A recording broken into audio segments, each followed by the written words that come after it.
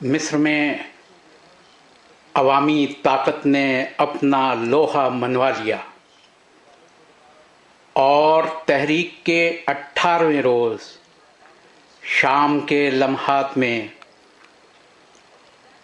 جب حسنی مبارک کے اقتدار کا سورج ڈوب رہا تھا تو یہاں لبریشن اسکوائر میں جمہوریت پسندوں کی فتح کا سورج طلوع ہو رہا تھا۔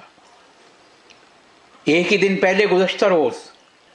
حسنی مبارک نے اپنی تقریر میں ایک مرتبہ پھر یہ کہا تھا کہ وہ اپنے اقتدار سے الگ نہیں ہو رہے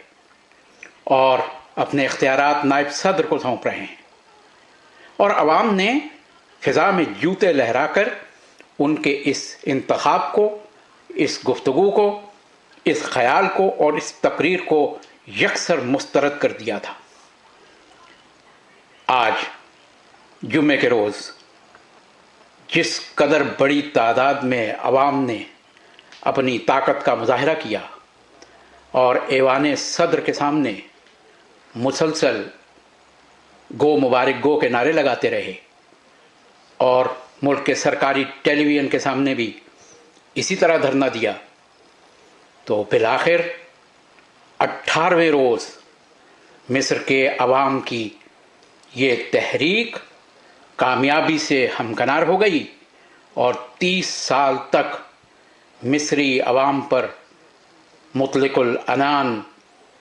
صدر کے طور پر، رہنما کے طور پر حکومت کرنے والے حسنی مبارک نے بالآخر عوام کی طاقت کے سامنے گھٹنے ٹیک دیے۔ یہی لبریشن اسکوائر جو پچھلے 18 دن سے عوام کی طاقت کا مرکز بنا ہوا تھا، اسی لبریشن اسکوائر میں عوام جس خوشی کے ساتھ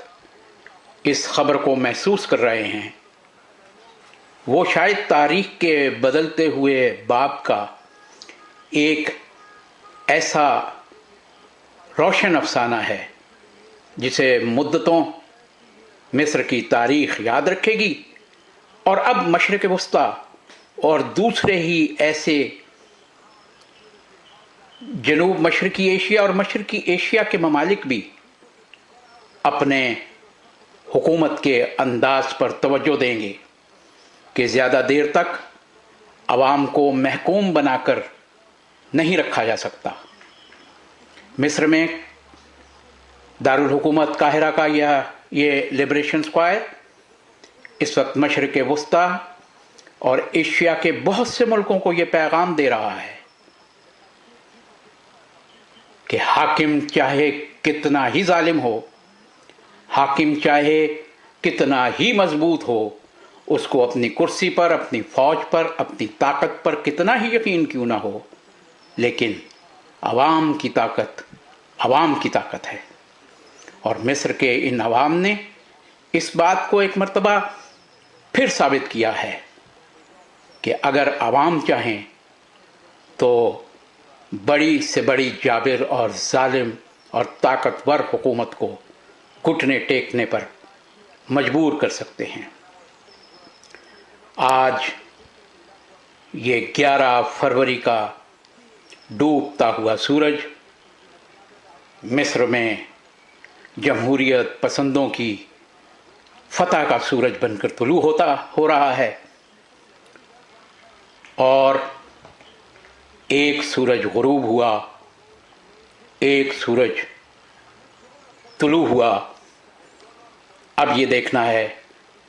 کہ مصر میں جمہوریت کا نیا دور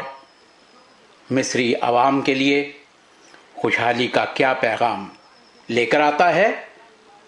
اور اس صورتحال سے مشرق وسطیٰ اور ایشیا کے ممالک کیا سبق حاصل کرتے ہیں۔ صفدر حمدانی، عالمی اخبار۔